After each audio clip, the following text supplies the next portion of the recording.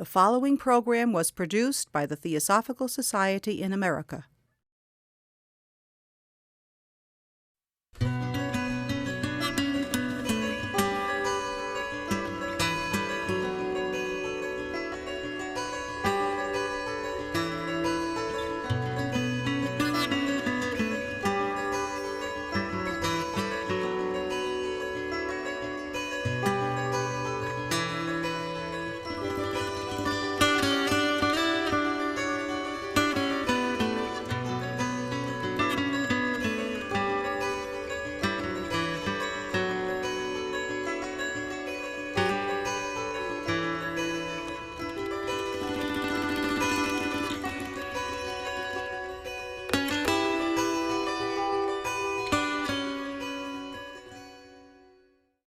It's my pleasure to introduce John Shelby Spong, Bishop Spong, whose books have sold more than 1 million copies, was Bishop of the Episcopal Diocese of Newark for 24 years before retiring in 2001. His admirers acclaim him as a teaching bishop who makes contemporary theology accessible to the ordinary layperson. And he's considered the champion of an inclusive faith by many, both inside and outside the Christian church.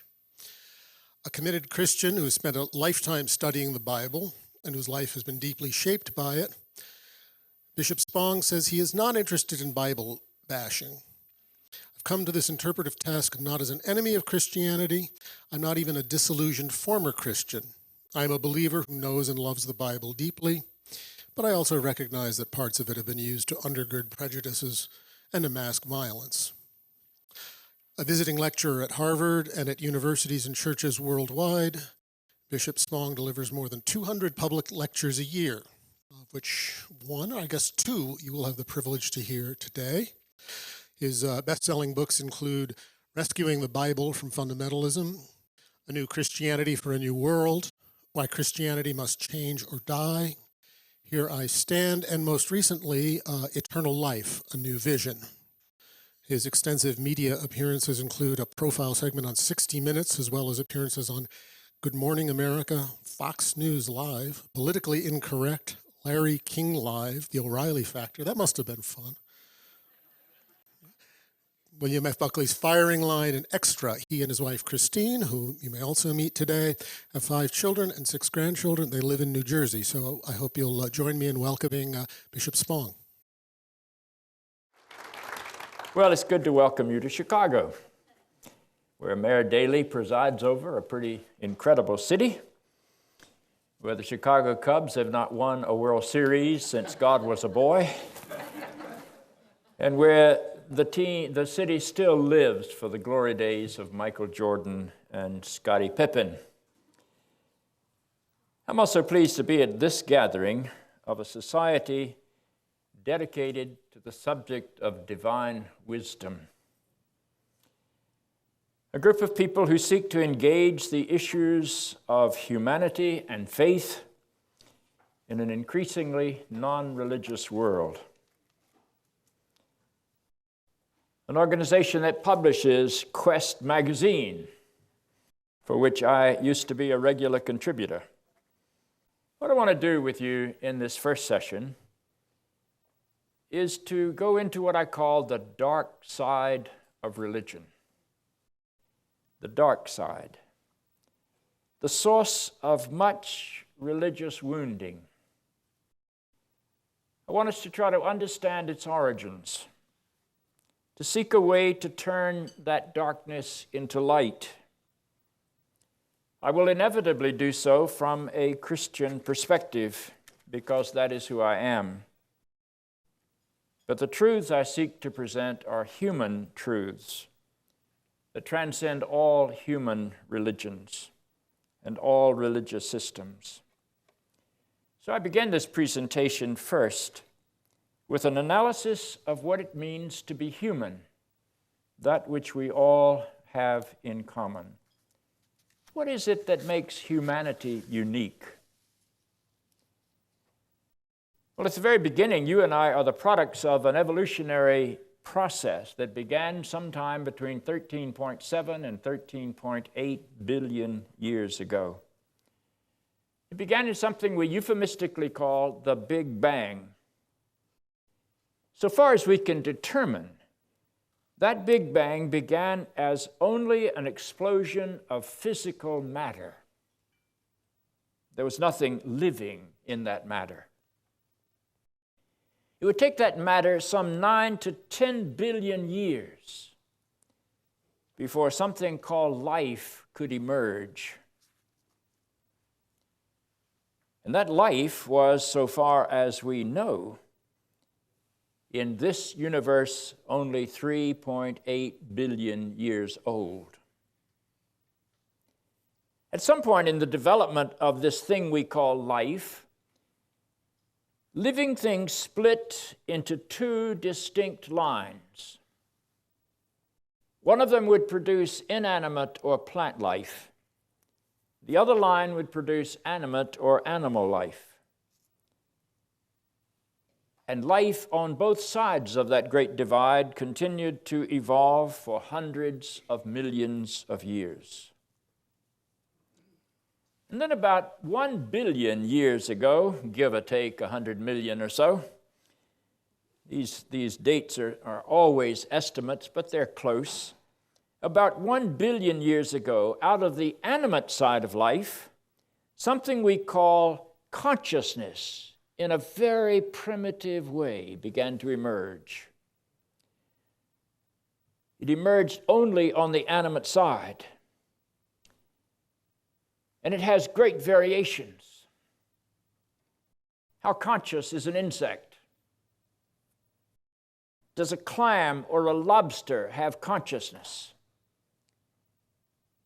Well, perhaps it does, but it must be at a very low level, because most of us feel little discomfort when we drop a living clam or a living lobster into a pot of boiling water to prepare to eat it.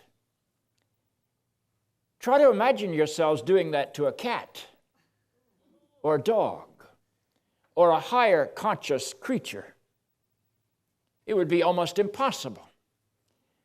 So without even recognizing it, we are aware of various levels in the world of consciousness.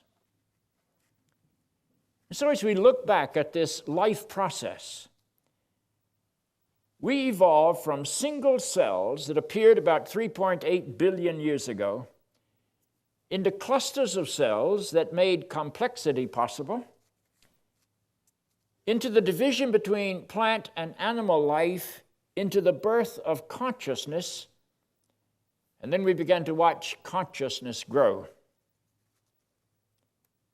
Scientists today now think that as recently as 250,000 years ago, this thing called consciousness crossed an incredibly different kind of boundary. And that was the moment when self-consciousness emerged out of consciousness. And that was the moment when human beings finally appeared in this universe. We human beings have life in common with every living thing, plants and animals alike. And we know that we're related through DNA to plants and animals alike. We also know that we have consciousness with many animals who are quite conscious.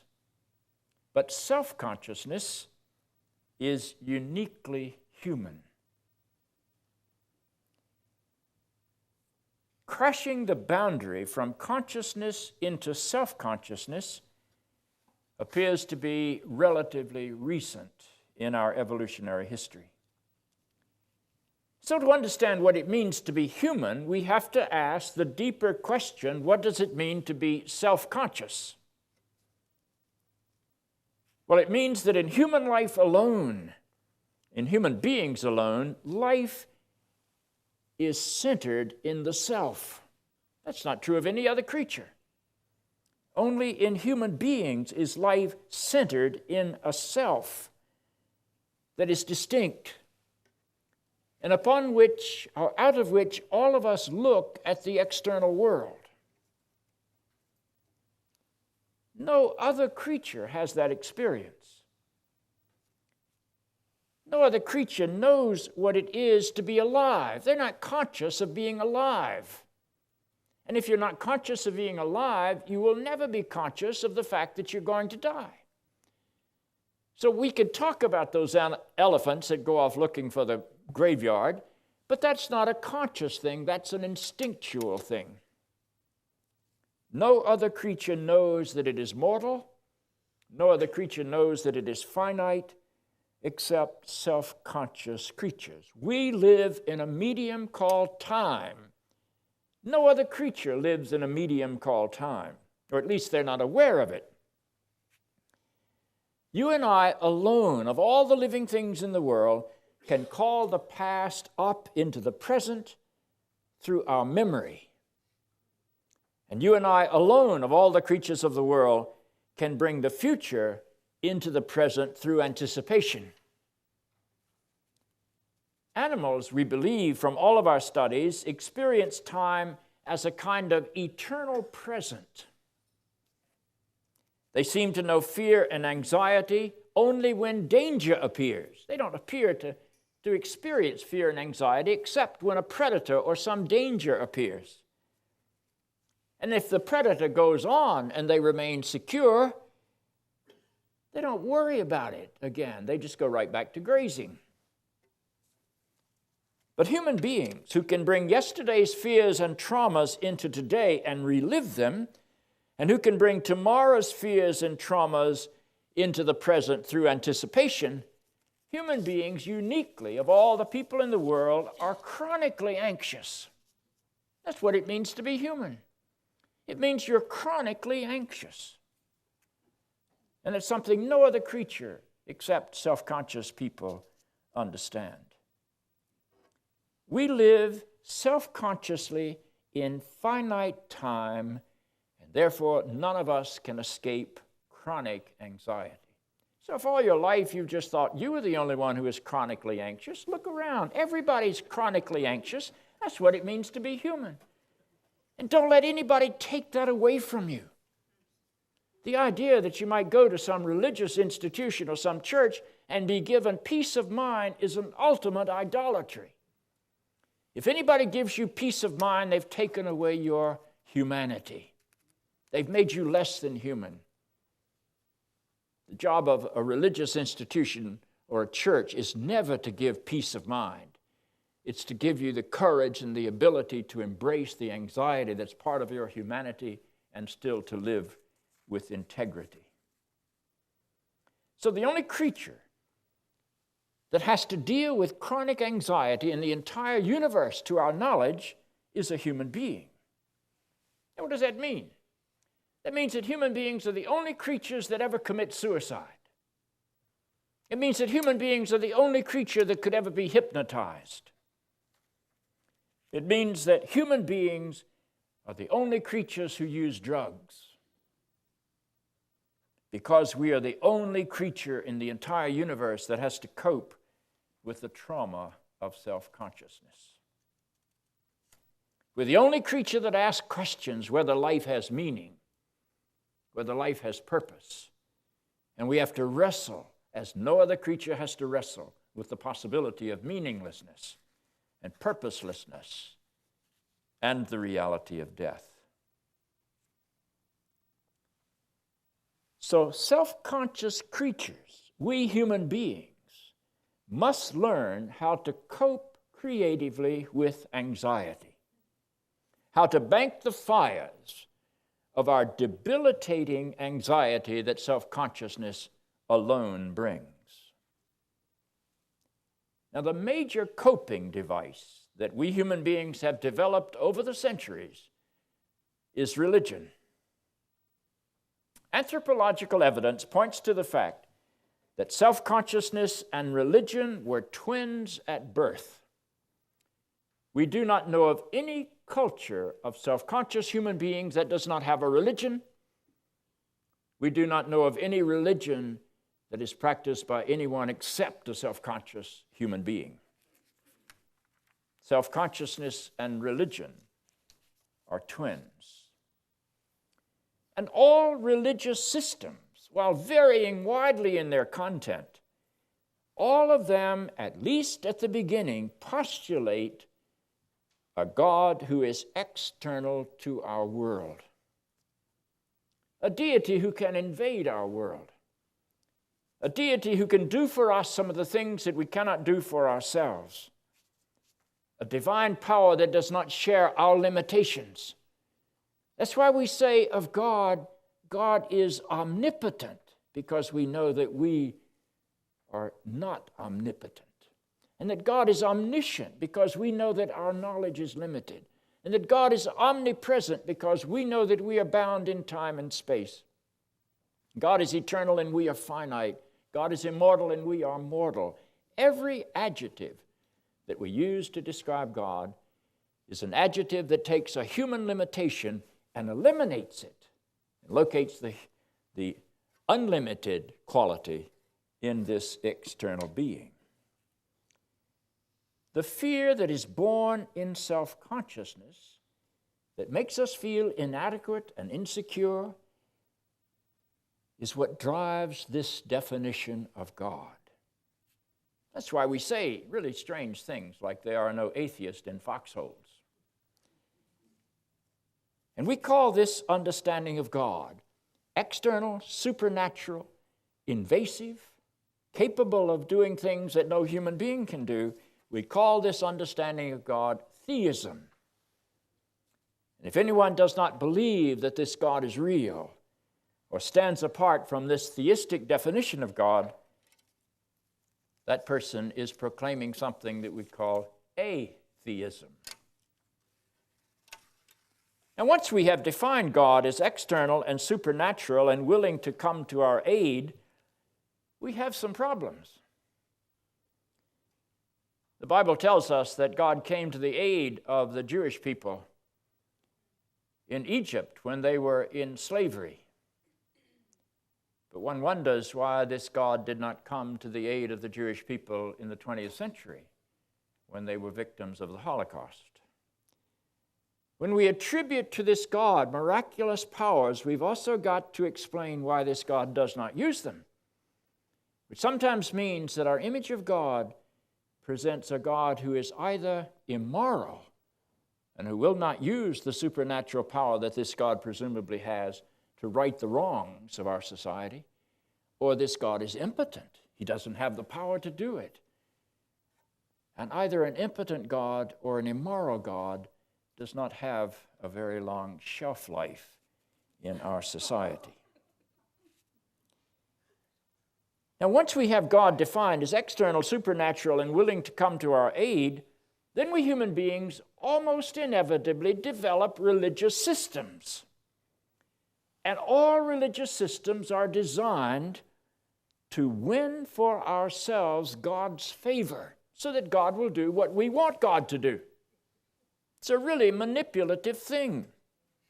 We want God to be our protector. We want God to come to our aid to deliver us from evil, to overcome our separation and our loneliness, to achieve atonement. Every religion has a doctrine of atonement. And human beings project happiness as the ability to live under the protection of the supernatural. And the liturgies of our religious systems are the ways that we try to accomplish making God do our will. And liturgy does this in remarkable ways, three of which are primary. The first thing that is obvious in religious systems is that we engage in an activity called flattery. Flattery. In religious circles, we camouflage the grossness of that word flattery by calling it praise. But it is flattery nonetheless.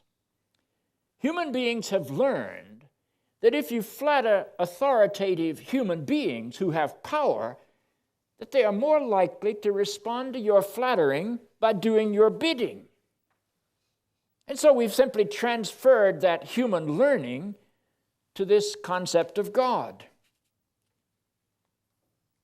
And the services of worship so often are nothing except divine flattery. Now listen to our use of flattery. Why else would we sing a hymn like, "How Great Thou Art"? That's flattering. My God, you're really wonderful. Why else would we say things like, "Praise God from whom all blessings flow"? Why would we call God in our prayers by every flattering title we can imagine? Almighty, most merciful, ever living, ever loving. We tell God that the heaven of heavens cannot contain the divine magnificence. And it's interesting that in most religious systems, the greater we see God, the lower is the anger of our self-conscious humanity. Now, the second technique that we use in worship is what I call reverse flattery. It's the deliberate use of the language of self-denigration. That's when we tell God how wretched we are. That's when we tell God that we are miserable offenders, that there is no health in us, that we are not worthy to gather up the crumbs under the divine table. That's what I call slave talk. We know our place, God. We are dirt. We are worms. You, Master, are great. Slave talk. The only reason we say that God's grace is amazing is because it saves a wretch like you or me. So in our liturgy, we constantly approach God on our knees, which is the position of the slave submission. We beat our breast, the symbol of our unworthiness. And in prayer, over and over and over and over again, we beg for God to have mercy. Have mercy on us. What a strange thing to say to God. Have mercy on us. In my church, we say it at least 3 times in every liturgy, sometimes 9 times in every liturgy. And I went to an Episcopal church last fall where 69 times in one service of worship we begged for mercy. What does that do to our humanity? What kind of mentality is this? Self-denigration is a regular and a major part of human worship, and it is never healthy. It encourages guilt. The church traffics in guilt. Guilt, the gift that keeps on giving. Self-denigration discourages wholeness. Religious wounds are deeply placed into our psyches by the practices of our religion. Self-denigration. God is great. We are miserable. Now, the third way that we seek to manipulate God in our systems of religion is by pretending that we can discern God's will and do it. Every religious system has a code of conduct like the 10 Commandments. Do these things, and God will do what you ask God to do. If you look at the 10 Commandments, you'll discover that the first 4 have to do with pleasing God in worship. Observe God's day, keep God's name holy, have no idols, have only one God. And the last 6 have to do with how we deal with our neighbors. Honor our parents, do not kill, do not commit adultery, do not steal, do not be false in your witness, and do not covet. Our duty towards God, our duty towards our neighbor. That's the 10 Commandments. But the implication behind codes of conduct is that this represents God's will, and if we obey these rules, then God will look favorably upon us. It's always a response to the anxiety of self-consciousness. We want to please God with our behavior. And if we do, we will reap the consequences of being good little boys and good little girls. We will be indulged by the Heavenly Father. We will be rewarded with eternal blessing. And of course, if you do not obey these rules, you will be cast out by the Heavenly Father, and you will be punished through all eternity. all religious systems are finally about behavior control, about reward and punishment, about heaven and hell, about gaining or losing God's favor.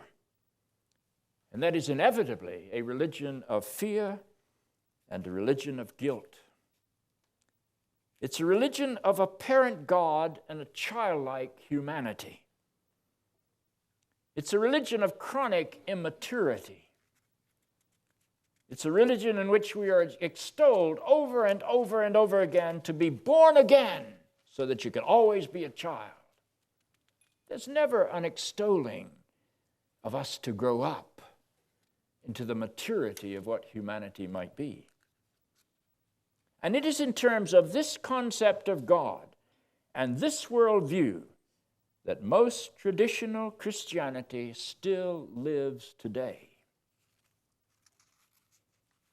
Led by a 4th century theologian and philosopher named Augustine, we call him St. Augustine, who was the Bishop of Hippo in North Africa, Christians wrote this definition of human life into the heart of Christian understanding, and in the process victimized thousands, millions. Augustine took the ancient Hebrew story of the birth of self-consciousness in human life, which you and I know as the Garden of Eden story, where in accordance with this myth, we ate of the fruit of the knowledge of good and evil as if somehow that's evil itself. And Augustine turned this story about the birth of self-consciousness into the defining parable of human depravity. In that story, the command not to eat of the forbidden fruit of knowledge was an expression of the fear that accompanies self-consciousness, our ancient memory, an experience of the desire to escape the freedom of having to be responsible adults, the desire to be irresponsible children with a heavenly parent to take care of us, the desire to remain in childlike dependency. And we called that the fall into sin, into which human life is lived. We called it original sin. We called it universal sin. And those of us who are victimized by this universal original sin are unable to do anything about it except to play the role of the victim, the ultimate victim. We were banished from Eden, from the presence of God, the myth says.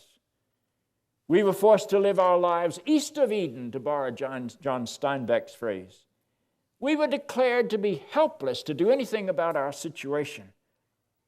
We were taught that we had to wait in self-denigrating status until God, the external power, displayed a willingness to come and rescue us from our fall, our peril.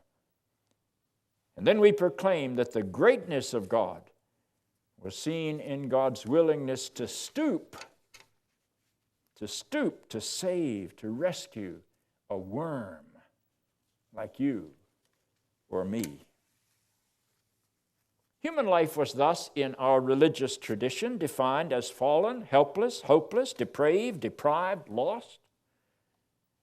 Childlike begging was then seen to be the proper and ultimate stance of worship.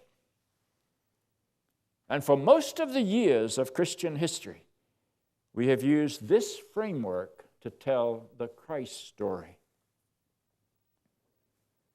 The elements of that story are common, well known. The external supernatural God created us in this God's image of perfection. But then we disobeyed God by seeking our own maturity, and that caused us to fall into sin, a state of helpless and hopeless dependency. So God had to rescue. Rescue and salvation could not come from within ourselves. It had to come from beyond ourselves. It had to come from the external supernatural God who was not limited as we were limited. Jesus was thus interpreted to be God's instrument of redemption. He came from above as God's supernatural rescuer. He landed in this world by the miracle of the virgin birth. He paid the price of our sin with his death upon the cross. And then he exited this world by the miracle of a cosmic ascension. This external God had clearly purchased a round-trip ticket. It was this understanding of Jesus that portrayed him as clearly not human. He was God in disguise. Jesus was to God what Clark Kent was to Superman, masquerading as human. God, the supernatural other, was so offended by the disobedience of this human creature that God had to punish somebody for God's integrity to be intact. The punishment was obviously greater than any human being could bear. And so he said, God punished Jesus instead of us. Jesus stood in for the punishment that we deserved. That made God, in the process, become the original child abuser, abusing the divine Son in order to satisfy this God's sense of righteousness. God could not forgive, it seems, unless there'd been a human sacrifice, unless there'd been a blood offering. And that idea permeates our religious systems. On the Catholic side of Christianity, we speak of something called the sacrifice of the Mass. The Mass becomes the story of Jesus being punished by dying on the cross for our sins, and we reenact it daily, weekly, regularly, so that we can participate in that redemptive process. And Protestants, on the other side of the Christian ledger, we say in our sermons, in our hymns, and in our liturgy, what has become a Christian mantra: Jesus died for my sins. What an incredible idea. And yet we proclaim this idea to be good news. We call it gospel. It is neither. Think of what it means to say Jesus died for my sins. It turns God into an angry ogre, out for vengeance, not a forgiving being. God is a punishing judge, an unforgiving parent figure, less human than any parent. And it turns Jesus into being a perpetual victim, perhaps even a masochistic victim, who seems to love suffering, who cannot wait to mount his cross. And what does it do to you and me? It turns you and me into guilt-laden creatures. Imagine. That idea proclaims that you and I are responsible for the death of Jesus. You are really wretched if that is your definition. And so Christianity entered into the stance of glorifying God by denigrating humanity. And in that process, we even made a fetish out of what we came to call the blood of Jesus. We attributed to the blood of Jesus all kinds of cleansing properties. On the Catholic side of the ledger, they like to drink the blood of Jesus. On the Protestant side, they like to bathe in it. Perhaps Catholic sins are more sins of the heart, and Protestant sins are more sins of the flesh. I don't know. But it's interesting how we use the symbol of blood. Above all else, it is a wounding religion. A religion that causes deep hurt in the psyche of our humanity. No one is ever helped by being told how wretched and evil they are. You wouldn't do that to your children. You don't bring your precious child home from the maternity ward and say, now look, kid, I want you to know you were born in sin. You cannot do anything good without God. If you spent your life raising your child that way, would you raise a healthy adult? But is not that what we do to our congregations on Sunday in worship? I sometimes wonder how they've got the courage to stand up and walk out of church after they've been told that they're wretched, miserable offenders in whom there is no health, and they're not even worthy to gather up the crumbs under the banquet table of God. We ought to listen to the wounding messages that come out of traditional religious and Christian understandings. No one is ever helped into wholeness by being told how broken they are. No one is ever helped into forgiveness by being told how guilty they are. Nobody's ever helped into being good by being told how dreadfully evil they are. And yet that's what we say in liturgy over the centuries, and we call it good news. Another interesting thing that happens because of this is that wounded people deal with their wounds by becoming wounders of others. And I don't think you'll ever understand the history of the human race if you don't understand that human beings have a tremendous need to wound other people. They have a tremendous need to build themselves up by tearing somebody else down. So look at the history of my faith tradition, the history of Christianity.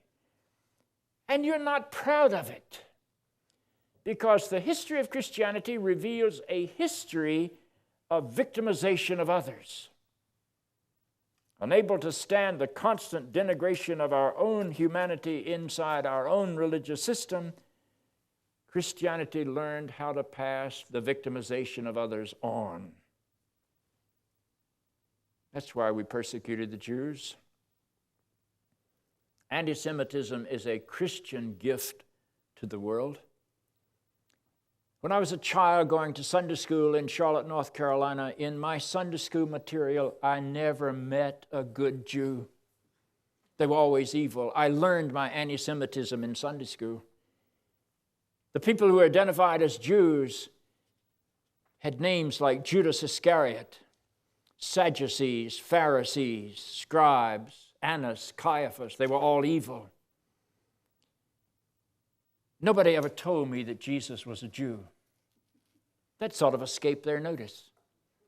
I'd look at a picture of Jesus. I'd look at a picture of Judas Iscariot. I knew he was Jewish. He was dark and sinister looking. I looked at a picture of Jesus, and he had blonde hair and blue eyes and fair skin. I thought he was a Swede. No one ever told me that Paul and Mary Magdalene and all of the disciples and all of the writers of all of the books of the Bible were Jews. The Jews were always the bad guys, out to hurt, out to get Jesus. John's gospel says that when Judas rose at the time of the Last Supper to go out and do the act of betrayal, John says, and it was night. We victimized Jews for centuries. And it erupted in the horror of the Holocaust as late as the 20th century in a Western, developed, predominantly Christian nation. And it's easy to cast blame upon Germany today, but we need to know that in that critical moment, neither Great Britain nor the United States nor Canada did anything to stop the Holocaust, not even bombing the rail lines that led to the various camps where the Jews were destroyed. Anti-Semitism is in the heart of the Western Christian experience. And I think it rises out of the fact that we had a theology that denigrated our humanity so deeply that we tolerated it only by finding a victim. Anti-Semitism is a Christian gift to the world. They weren't our only victims. When we became aware of the threat of Islam, we organized ourselves to destroy that threat. And that reached its crescendo in the 11th, 12th, and 13th centuries, where in the name of God, we organized army expeditions to go into what we call the Holy Land for the sheer purpose of killing infidels. And folks, let me just ask you to remember 9/11 and how horrified we were that radical Muslim fundamentalists sent airplanes into the World Trade Center and into the Pentagon because they felt called by their God to destroy infidels like you and me. Victimization always produces victimizers. We live in a period of Muslim retribution, and I don't think you can understand that if you don't understand the pain of the Crusades. And so the Muslim radical group responds with killing fury. And then the Western Christian nations respond with 2 wars against Iraq, 1 war against Afghanistan, and the growing tensions which might lead to war at this moment against Iran. So those are 2 of our victims, but they're still not the only ones. We also, when we got those sort of undercover, we focused our attention on heretics. We burned thousands of them at the stake. From the Inquisition on, we hanged witches in Salem, Massachusetts. We attacked theological revisionists. Anyone who dares to try to look at the Christian story outside the box of this traditional viewpoint. We did not like people who were different. Just for good measure, the Christian world also justified and acted out a slavery on people of color. Christians endorsed that slavery. There was a bishop in the Episcopal Church in the South that resigned his diocese to accept a commission as a general in the Confederate Army to defend slavery. The Pope has owned slaves in history. And on both sides of the religious lever, we justified our slavery by quoting the Bible, and it made our prejudices seem almost virtuous. It was a fascinating thing to grow up in that kind of worldview, as I did in the Bible Belt of the South. A victimizing religion will inevitably victimize others. The next thing we did was we defined women, 50% of the human race, as subhuman. Women were incapable of being educated, we thought, until the 20th century. Oh, we could educate them in music and poetry and some domestic skills, but not educations. Most of our universities were closed to women until the early years of the 20th century. Most of our great universities were closed to women until after World War II. And that women were thought to be unfit by nature. Unfit to vote, they couldn't do that until 1920. The great fear was that women might all get together and elect somebody who's not worthy to be the president, as if the men hadn't done that from time to time. It's rather fascinating. And you know, in only one election since 1920 has the woman's vote actually determined who became the president of the United States. Have any idea which election that was? People always say Kennedy because he sort of had a female appeal. But it was the second election of Bill Clinton in 1996. If women had not voted, Bob Dole would have been elected. So when women finally determined the outcome of a presidential election, they elected the best-known womanizer to occupy the White House. Isn't that interesting? Women were not deemed to be worthy of running a business, but they could be secretaries, a source of cheap labor, freeing the executives power and time for greater things. Women were unfit to practice medicine, but they could be nurses. They could do the bedpans. They could take temperature They could scrub down the patients. The doctors didn't have time for that. Their time was far too valuable. That was woman's work. And they certainly couldn't be priests or ordained people. Not until very late in the 20th century in my church. And in the two largest Christian churches of the world, the Roman Catholics and the Eastern Orthodox, women are still relegated to being unfit for ordination by definition. Women are said not to be created in the image of God. That's really interesting. You know, the male body is about 99% identical with the female body. You can take the male body and the female body and you could stand it side by side looking for where the image of God is. So you take away from the male everything he's got in common with the female, from his hair to his toenails, until that creature is left with the single distinguishing male organ, and then you have to say, that must be where the image of God lives. And it becomes wildly irrational. And that's when you know you're dealing with prejudices and stereotypes and victimization. Because victimized people always have to find a victim. Women in the church, until relatively recently, were encouraged only to serve on the altar guild, where they could clean the vestments of the holy men and dress the altars at which the holy men did the important things. So we've done Jews and Muslims and heretics and people of color and women.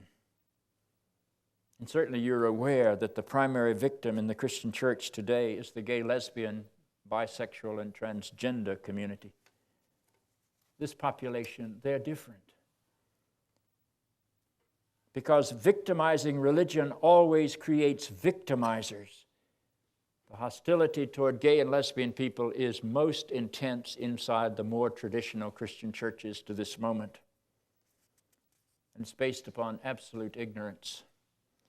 Because there's not a scientist or a doctor in the world today of repute who thinks that people have chosen their sexual orientation.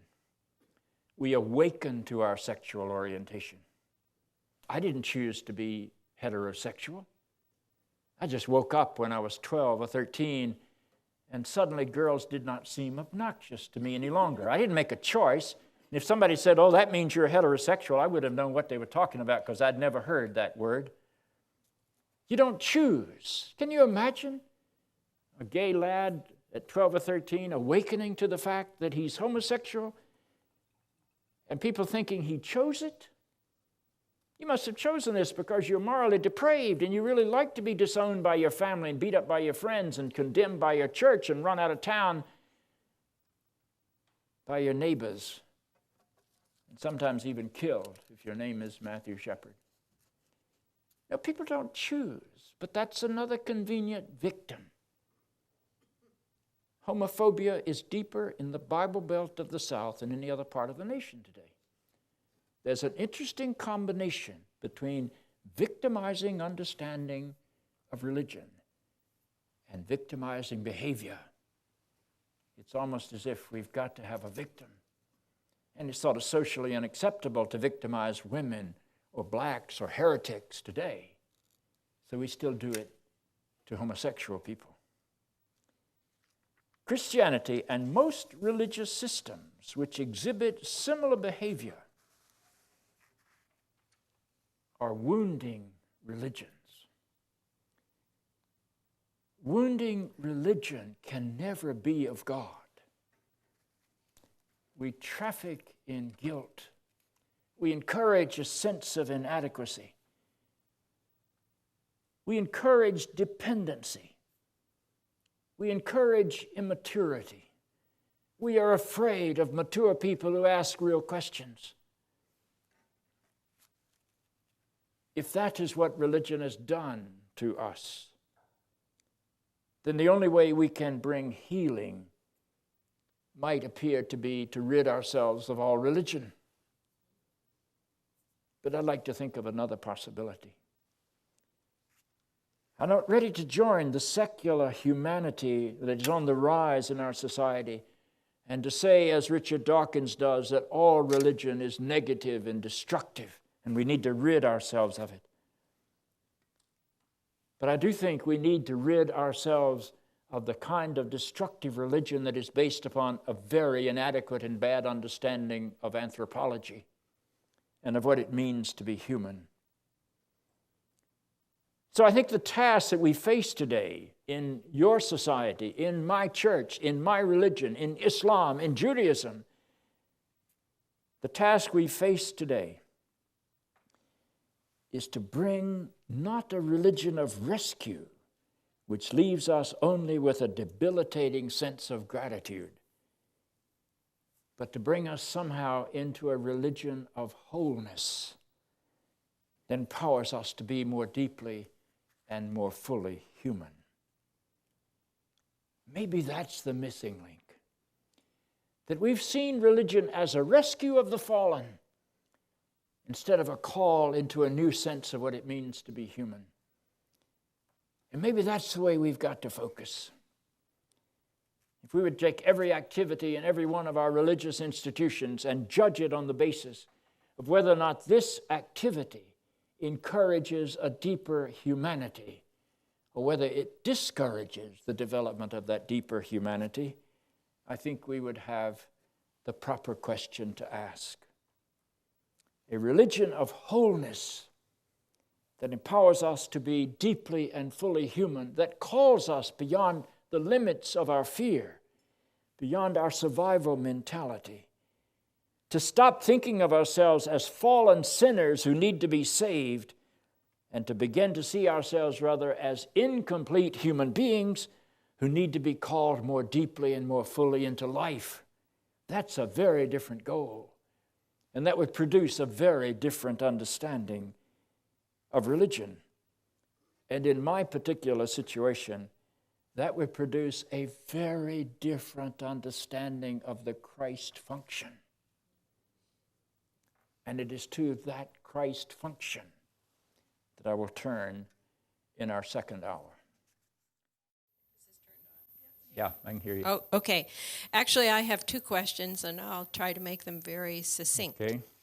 The most important one that I want to ask is, when you say, and I think rightly, that Christianity is wrong in defining us as guilty creatures, what I want to know, though, is what about what Jung calls the shadow? I certainly agree that I don't like the idea of innate sin. It's always really offended me. But it's impossible to live with people who can't acknowledge that they're not perfect. Well, let me say that first question will take the rest of the day, so don't get around to your second one. But, I don't mean to say that there is no such thing as evil. And sometimes that's what is heard. But the question is, where does that evil come from? Does it come from the fact that you were created perfect and then disobeyed God and fell into sin and can't do anything about it? That's the way we've told the story. Or does it come from the fact that everything living, every plant, every animal, is driven by a sort of DNA instinctual drive to survive? It's just not self-conscious in those creatures. But every plant struggles to get into the sun, sinks roots to get into the nutrients of the soil and the water. We went down to the Amazon rainforest this past spring to study life. We found palm trees that literally had the capacity to grow a new root out of their trunk about 5 feet above the ground that had the effect of pulling the palm tree over where it could get more of the sun. And to our knowledge, palm trees don't think. We found vines that would snake across the forest floor until they came to the darkest part of the forest that the vines somehow seemed to know was where the tallest trees were, and then they would climb the trees to get into the sun, the life-giving sun. We found colonies of ants and wasps that had developed a mutual defense treaty, and they always were building their nest in the same tree because that's the only way they could survive. And to my knowledge, ants and wasps can't think and negotiate. We found trees that were freshwater plants in Australia that were now living in tidal basins with salt water, and we found how they had adapted in the name of survival to filter enough salt out so they could continue to live. We went to the Kruger Park in South Africa and studied animal life. And every creature is survival-oriented. And it's the whole thing about life is just mysterious. But only in human beings are we self-conscious of this. Now, what happens if survival is installed as your highest value? And maybe that's what Jung meant by the shadow. But human beings operate out of a self-centered, survival-oriented mentality. And so they judge everything by how it affects their survival. That's why we're xenophobic. That's why we don't like people that are different. That's why we're scared of people of color. That's why we don't like gay and lesbian people, because we don't know what that's going to do to us. That's why we don't like people that speak a different language or worship a different God, because our survival is threatened. And so we do terrible things in the name of our survival.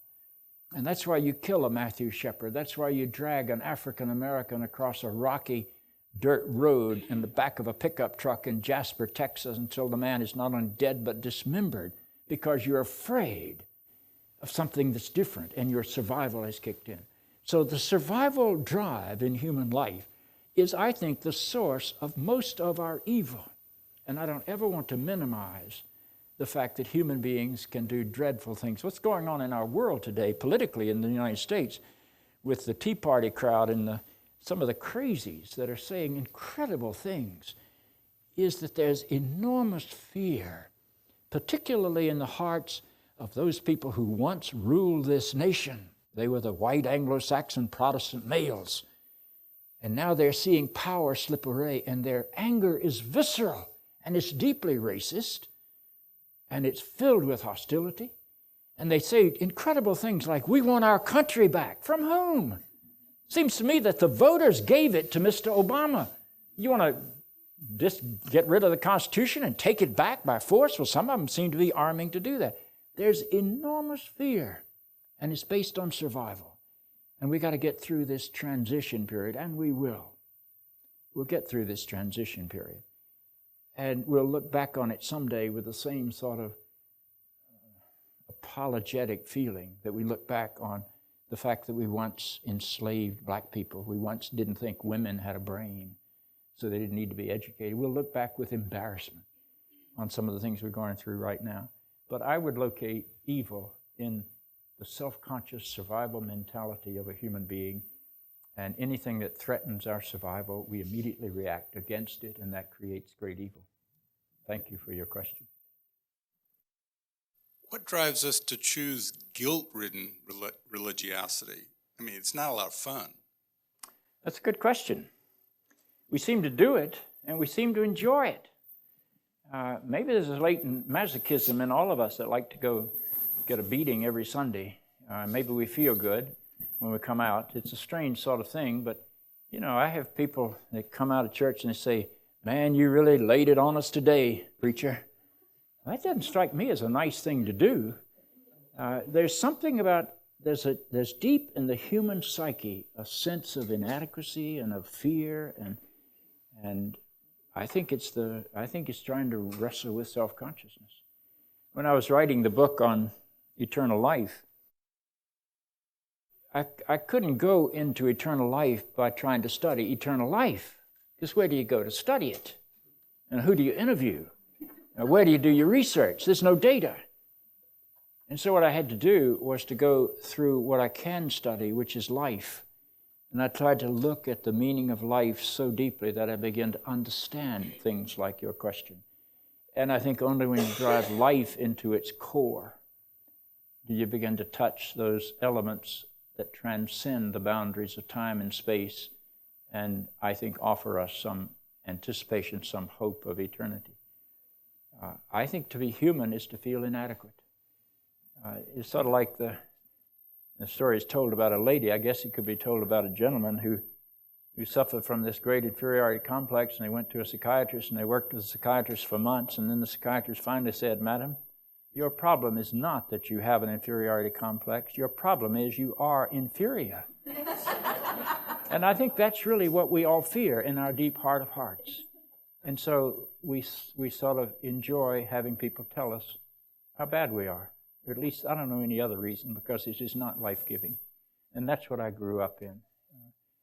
I really love the Christian faith, but I had to transcend so many of the limits of the kind of faith to which I was introduced. I don't much care for God who has to punish his son, or God's son, in order to forgive me. I think I can do a better job with that with my own children. And I don't want to attribute that kind of behavior to the one that we call the holy or the divine. A lady. Bishop, I was a little startled when you spoke so forcefully about peace of mind, and the suspicion with which you spoke of it in terms of how institutions, sell it, broker it. Could you talk a little bit more about a kind of peace of mind that doesn't look like that wells up from within or comes from, our resilience or this wholeness you're speaking of? Yeah, I guess we could look at that. I don't find it terribly helpful to use those phrases to describe that situation. I'd rather think in terms of moving out of a sense of inadequacy into a sense of wholeness. And I think that's where peace is finally found, where you're not struggling to become, where you accept the fact that you are. And to me, the only thing that can really do that is when you experience love that is so profound that you can escape your own survival instincts and give yourself away because of it. And that's what I call peace. That's the peace that passeth understanding. And what we seem to be seeking is the peace that passes equanil or whatever the Prozac is. It's not. What's the one that everybody takes today? And I love to talk to middle-class folks like all of you are, and say, we're all drug addicts. They say, I'm not. Drug addicts is something that happens in urban places with poor people and people of color. That's our image. But let me ask you, how many of you had caffeine this morning already? Pretty universal. How many of you, before the day will over, will indulge in some form of alcohol? It's pretty universal. I won't ask how many of you smoke, but I would suggest to you that it's rather interesting to see how we package the drug nicotine, which is an hallucinogenic drug, I learned in the rainforest of South America this year. But the way we package it is to create the security of breastfeeding for adults. That's what smoking is. It's adult breastfeeding.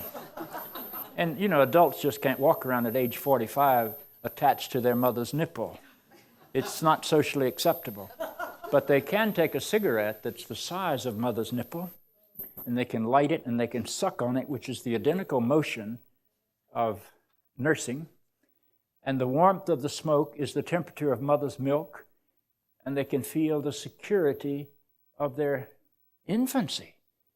And so that's a drug. That's why else would a drug that does no good to anybody be universal? It's deep in our psyche. And then there's the billion-dollar tranquilizer industry. There's the suicide reality that we have to face. And one of the real tragedies of our day is to look at how many suicides we have in the armed forces of people who have been to Iraq and Afghanistan. And then we create the Timothy McVeighs, and then we solve the problem by killing them and have no responsibility for the fact that we helped create the Timothy McVeighs. But that's the sort of thing that humanity is about. So when I talk about peace, or the peace that passeth understanding, I talk about the wholeness that enables me to give my life away instead of being survival-oriented. And I'll talk about this more in the next hour, but let me use one illustration that most everybody will understand. Remember when you fell in love for the first time? And suddenly there was somebody in your life that was more important to you than you were to yourself? Someone that you loved more than you loved yourself? Someone whose happiness you desired more than you desired your own happiness?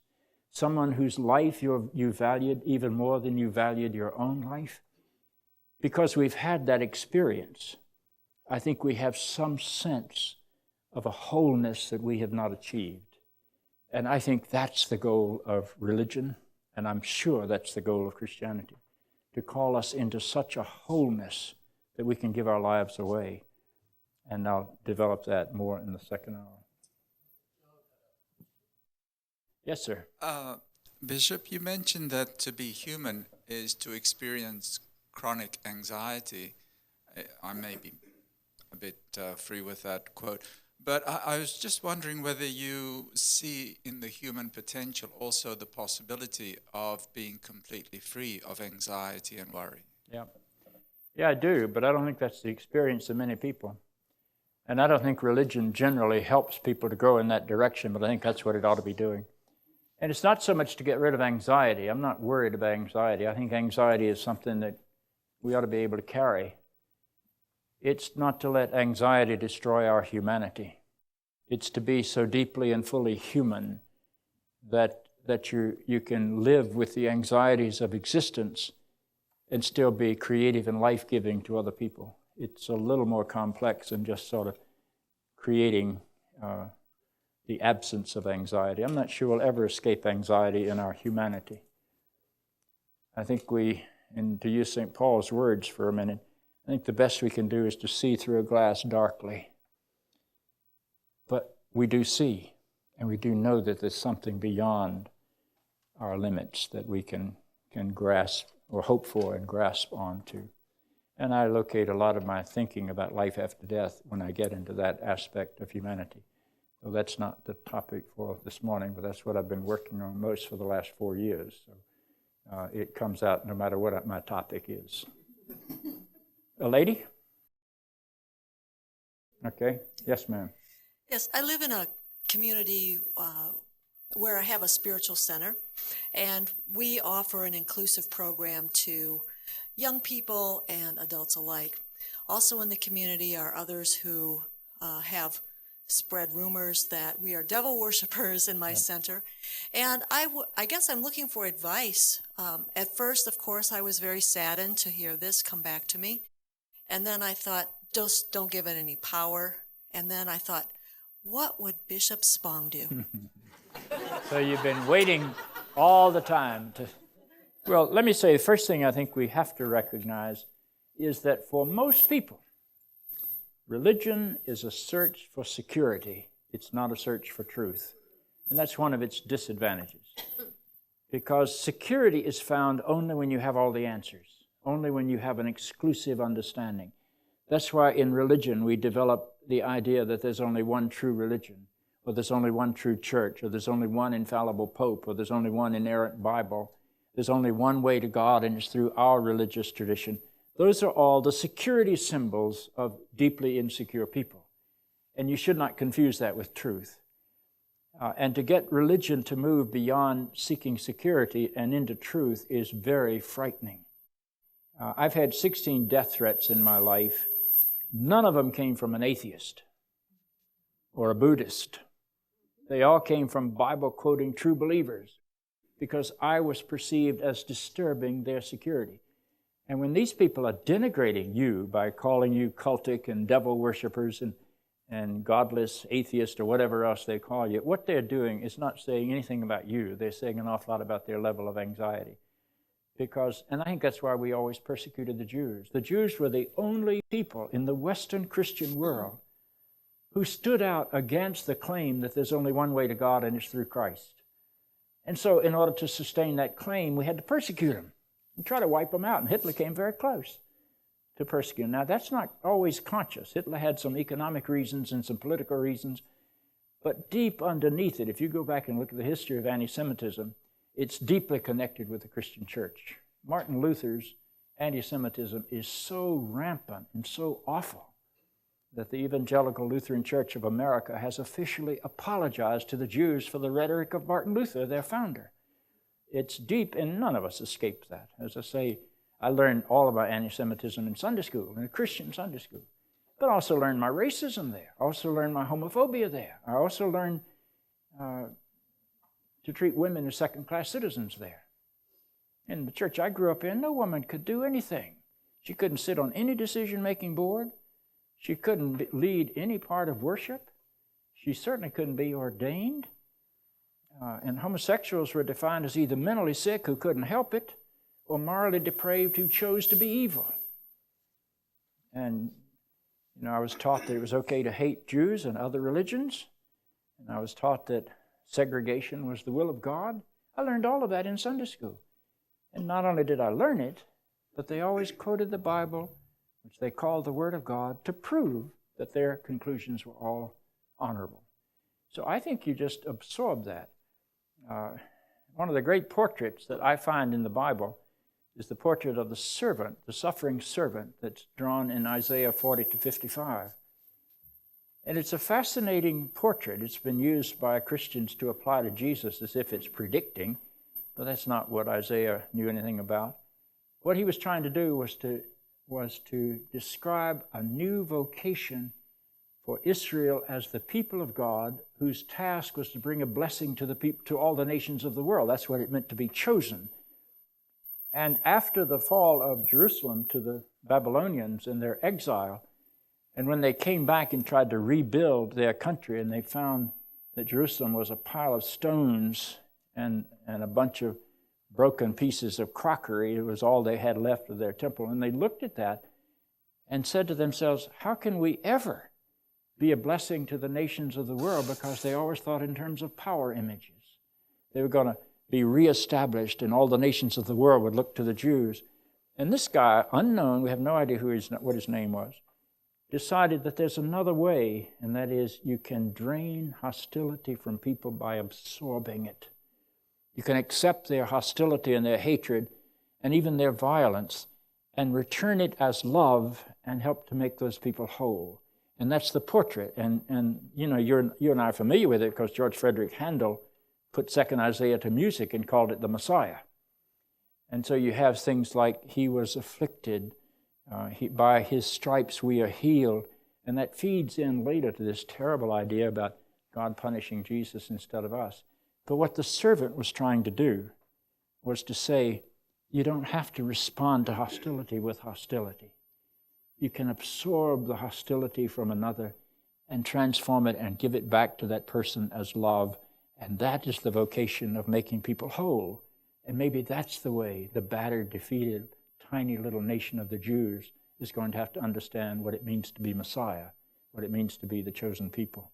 And it's a powerful story if you know how to read that story. Most people do not. Yes, sir.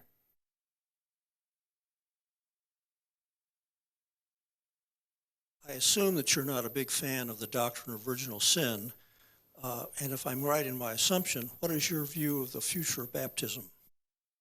Future of baptism. Well, I sort of like baptism, but I don't think baptism's got a thing to do with washing away the sin of Adam or the original sin, because I think that's just to literalize what was a powerful symbol. In my church, we've tried to turn, and it's awfully slow. You turn liturgy in a church about one word every century. It takes a long time to bring it into the modern world. But we've tried to turn our baptism service into something different from what we used to think it was.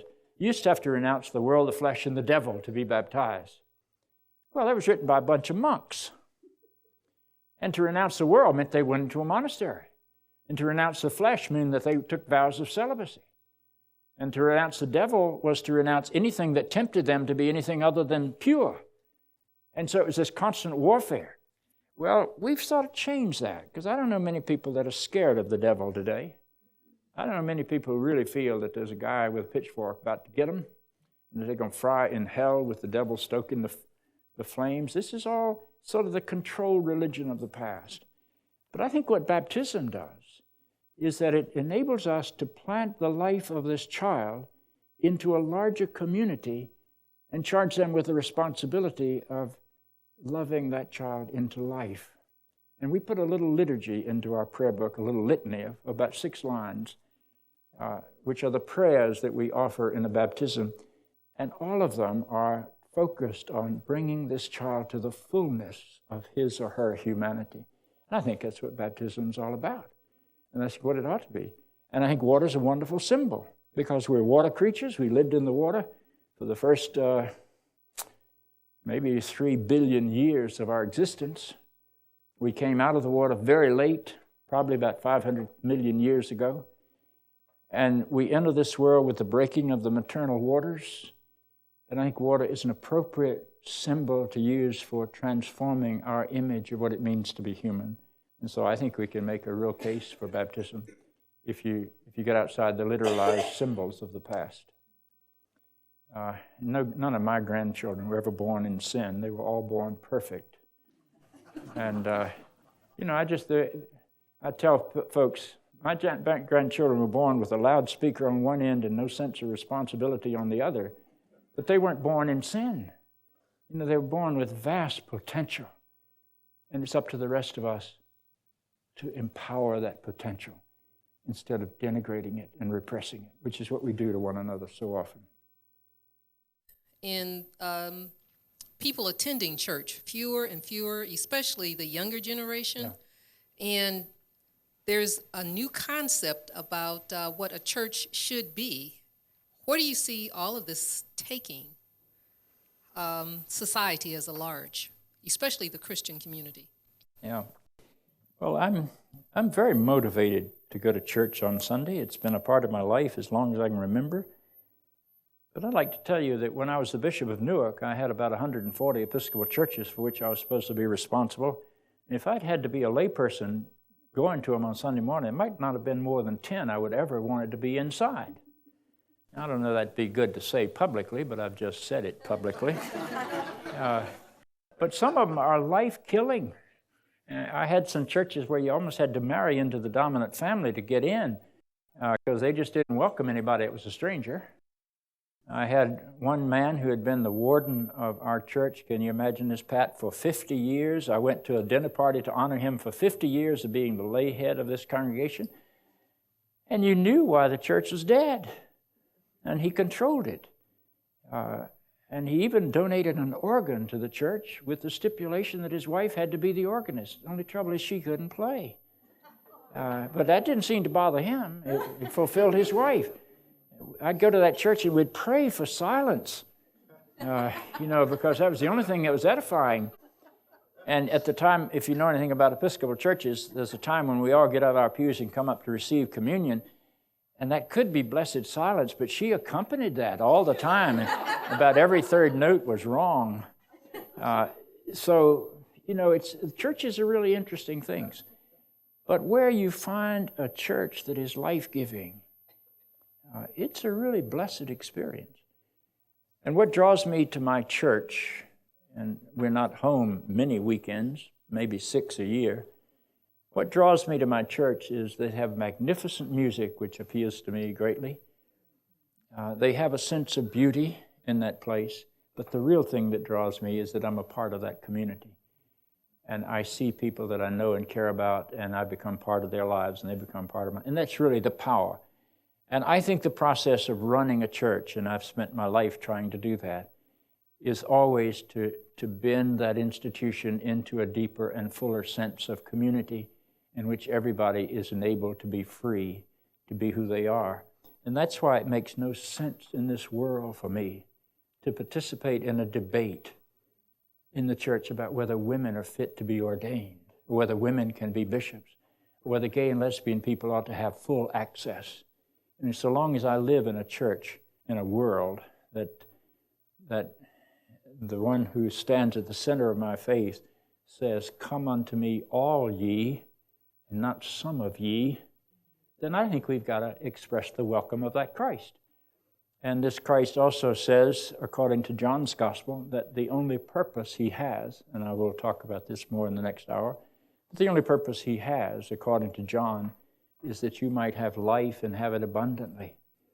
And there's that wonderful story in Matthew's Gospel, chapter 25, where the judgment is occurring and the sheep and the goats are being separated from each other. And nobody ever asked the sheep whether they've been baptized. And they never asked them whether they believed everything in the creed. They only asked them whether they were able to see the face of God in the least of these, their brothers and sisters. And that same theme is in the Luke parable of Lazarus and the rich man. Lazarus is a beggar who begs at the gate of the rich man who's called Dives, and Dives never sees him as human. And according to that story, when they die, both of them die, Lazarus goes into a Jewish image of heaven called the bosom of Abraham. Not an appealing image to me. If I'm going to spend all eternity lying in somebody's bosom, I don't want it to be Abraham's. But the rich man goes to hell, into a place of torment. And the fascinating thing is that the whole debate that made the rich man evil was not his wealth. It was his inability to see humanity, the face of God, in the presence of the beggar at his door. And that seems to me to be what we ought to be doing about the task of creating church in our world today. Thank you for your question. Following you on the internet, I've noticed that you've been speaking a lot more like unity churches and things of that nature, New Thought centers. And I just wanted to get your opinion about how New Thought, unity, and those versions of Christianity are helping a shift in the Christian movement. Are all of you familiar with the unity movement? Everybody know about that? It has several manifestations. It basically comes out of Mary Baker Eddy and what we used to call Christian Science. But Christian Science is almost non-existent today. But we've got the unity movement, which is very specifically Christian. We've got the group that used to call itself Religious Science, that now calls itself the Center for Spiritual Growth, which is a little more interfaith than unity. And we've got the wonderful group that Johnny Coleman, your former pastor, started, which started in unity, but it was specifically geared to the black experience. And some of the reasons for that are not noble, because she studied at the Unity Center in Lee's Summit, but they wouldn't let her live there because she was black. And this was in the late 40s and early 50s. And Johnny Coleman is a remarkable person. And so, might I add, is your present senior pastor. I think he's one of the really talented people in the world. In my last book, I named him as one of the 6 people that I think are in the next generation. And Carlton is not that much younger than I am. He's probably in his early 60s, isn't he? Late 50s, okay. He's a tremendous human being who started out in a black evangelical Pentecostal tradition. He called himself Oral Roberts' black child. And he's had this incredible growth experience out of this negativity toward humanity and into this positive proclamation of helping to make people whole.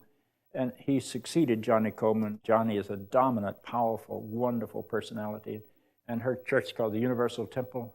It's in Chicago and has 5,000 or 6,000 members. It's an incredible place. Mayor Daley beats a track to Johnny's office to consult about things in the city. She has some or had, I don't know if she does now, probably still does, some incredible power. But I like all 3 of these. And I like them because I see them as the vanguard for the renewal of Christianity. Now, I don't know that, and I don't mean this to sound negative to the unity movement, I don't know that unity is going to be the shape of the church of the future. But I see unity as leavening the lump of Christianity in such a way that Christianity is going to move more toward where unity is. And I think that's a positive direction. It's the first organized group that took seriously Matthew Fox's idea that you don't start with original sin, you start with original blessing. Now, I don't think that's New Thought, but there's certainly some tie-ins with New Thought. People say, are you engaged in New Thought? I'm not consciously aware that I've ever read a book on New Thought. I am consciously aware that I am pursuing the kind of faith tradition that doesn't denigrate humanity but enhances it. And that happens to be tracking pretty closely with some of the New Thought writers. And I rejoice in that. I don't ever claim exclusiveness for any idea that I've got. I think we need to band together and to walk together when we've got a clear image of truth.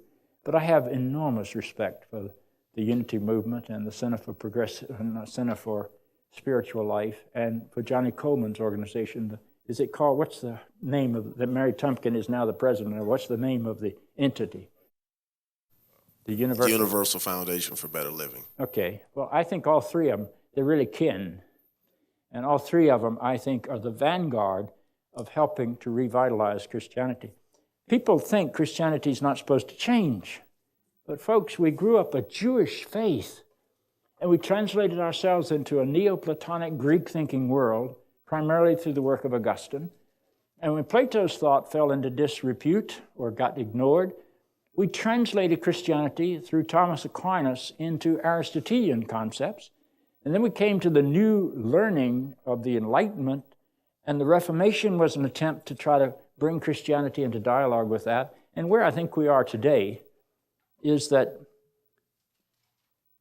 we're on the other side of Copernicus, Kepler, and Galileo, which makes it very difficult to think about God as an external being who sits above the cloud somewhere. And we're on the other side of Isaac Newton, that makes it very difficult to think of God as a supernatural person who's manipulating the weather patterns or sicknesses in order to punish sinners, which is what we used to think, and what Pat Robertson obviously still thinks.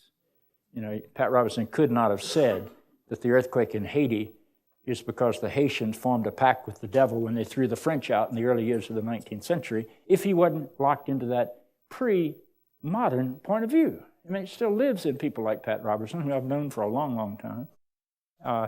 And we're on the other side of Charles Darwin. And the church resists Charles Darwin tremendously, but Darwin will turn out to be one of the greatest assets to Christian Reformation we've ever had. Because Darwin changed the way we look at human life. Before Darwin, we were a little lower than the angels. After Darwin, we were a little higher than the apes. That was a real adjustment for us to go through. And so it focused us not on our divine nature, but it focused us on our humanity. And I think to make human the human animal is what the task of organized religion is all about. And I'll repeat some of that, I'm sure, in the second hour. Thank you all for your time and attention this morning.